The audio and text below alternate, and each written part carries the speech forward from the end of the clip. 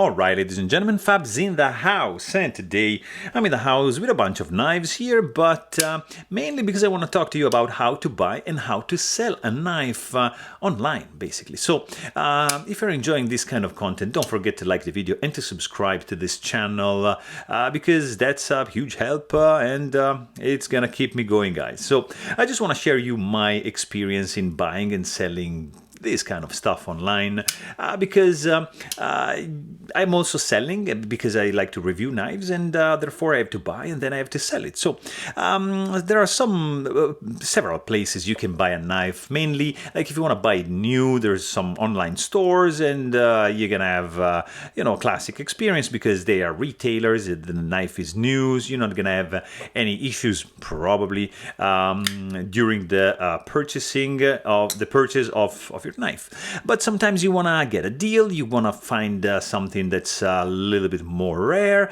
and then you have to get into the secondary market and second-hand stuff, which you can find actually on eBay, on Reddit, on Facebook, on Instagram, on Craigslist.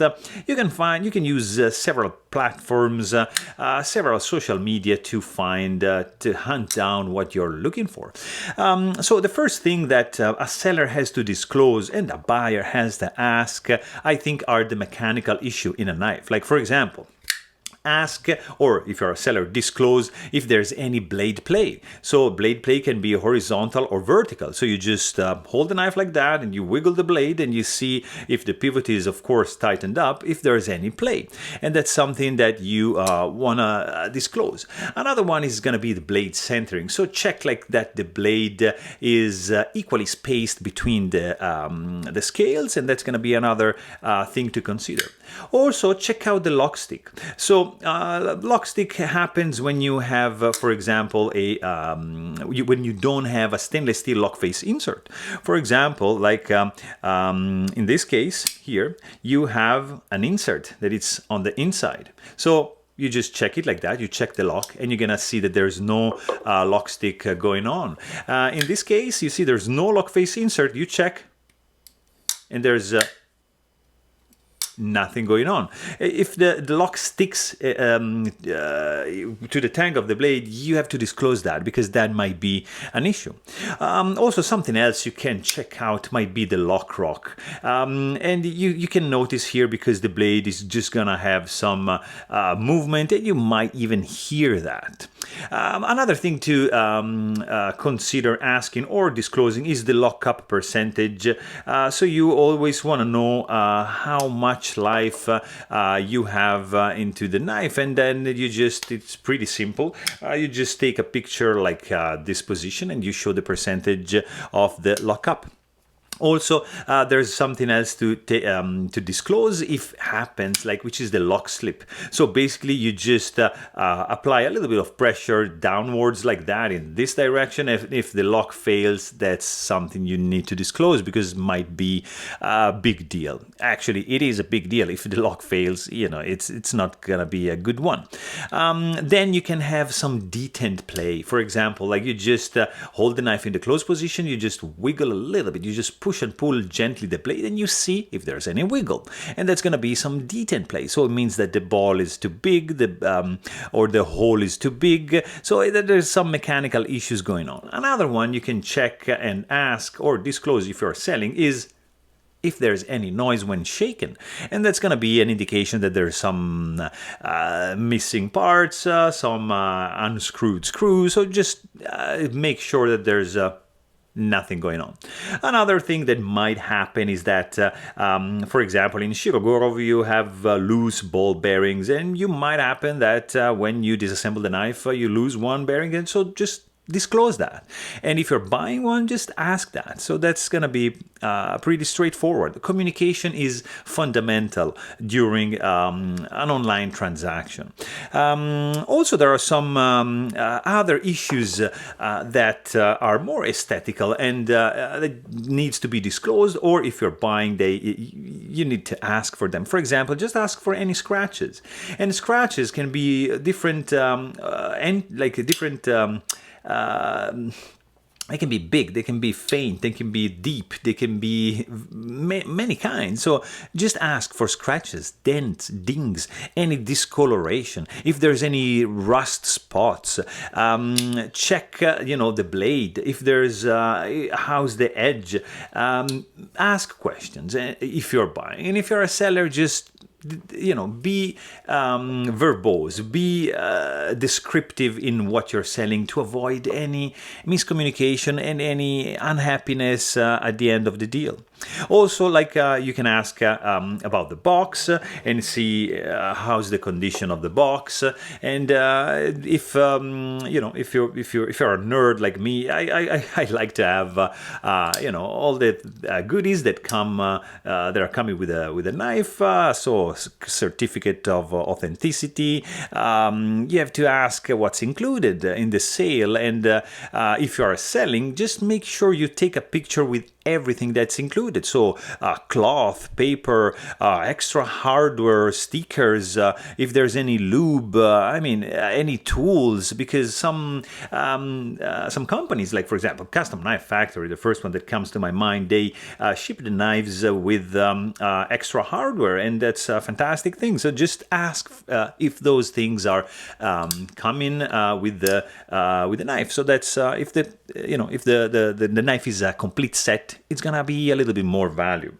Also, something that it's always good to ask, especially, I don't know, maybe because I'm Italian, but I always ask if the price is firm, because maybe some people, they are open to do a little bit of negotiation, of course, within some reasonable limits. So it's something that is worth asking. Worst case scenario, the seller can say no, or if you're a seller, you can say price is firm. And also, usually it's good practice to state if you're taking if you are open to do any partial trades, or if it's not an option.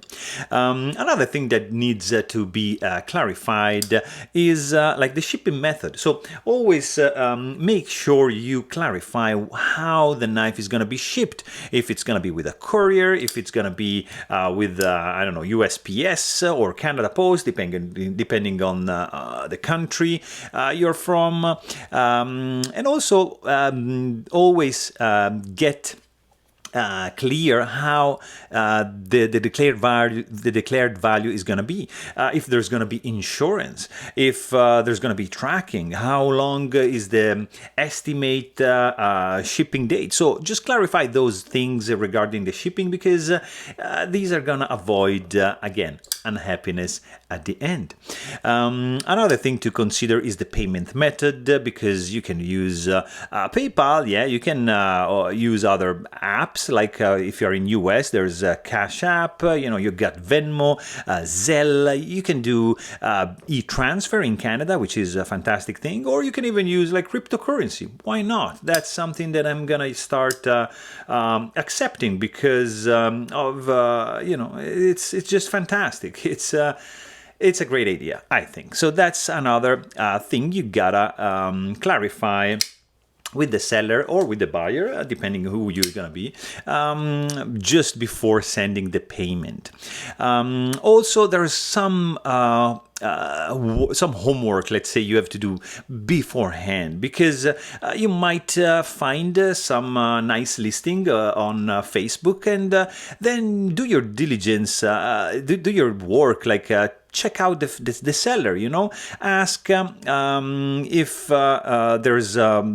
this guy has any vouchers in that group. If not, you can both agree to have a post where you ask vouchers for each other. So if the community is going to be replying with comments saying, yeah, this guy is good to go, like you're going to have like multiple replies, because probably this guy is selling or this guy is buying a lot, then you're going to be good to go. You have like your peace of mind, and the vouchers on Facebook are always a good idea.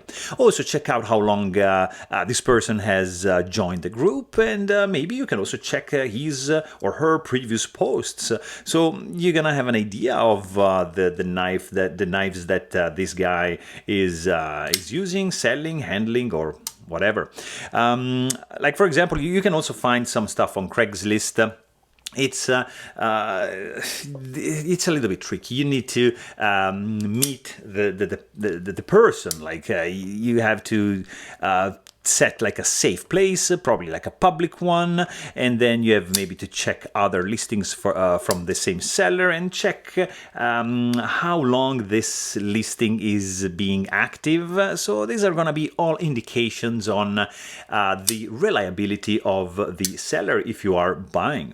Like for example, if you're buying or selling on Reddit, you can check for the flares of the seller or of the buyer, and you can check previous posts again, check the karma points, and check the comments this person made. Even if you're buying, even if you're selling, it doesn't matter. Just do a little bit of background check for what you can do.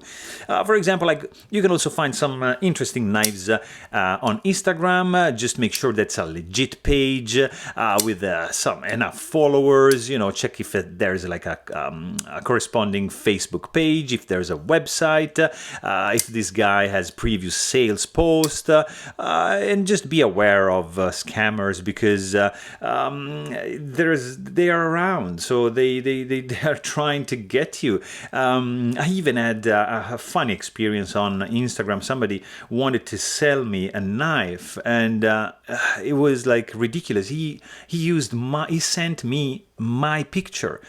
And it was ridiculous. I mean, he wanted to sell that very knife that I had posted, and it was like so obvious, but just be careful. Also on Instagram, you can get some lotto. There's some waffles. So there are some different forms of drops, and you know, different ways you can actually buy a knife.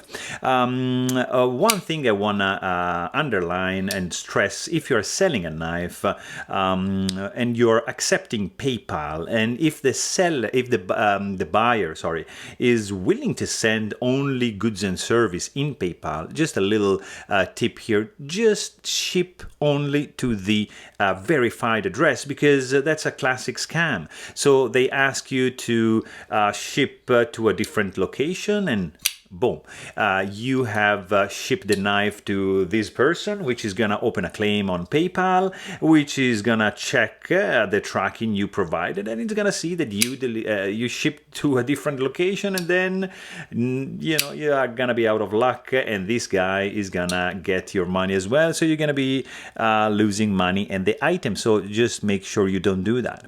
Also, there's something interesting to point out, I think, is when to buy a knife. You can buy a knife in different time moments, let's say, because for example, you've got some drops on the websites, on Instagram and on Facebook, so you're gonna have to be there in that moment to snag that knife that you want to get.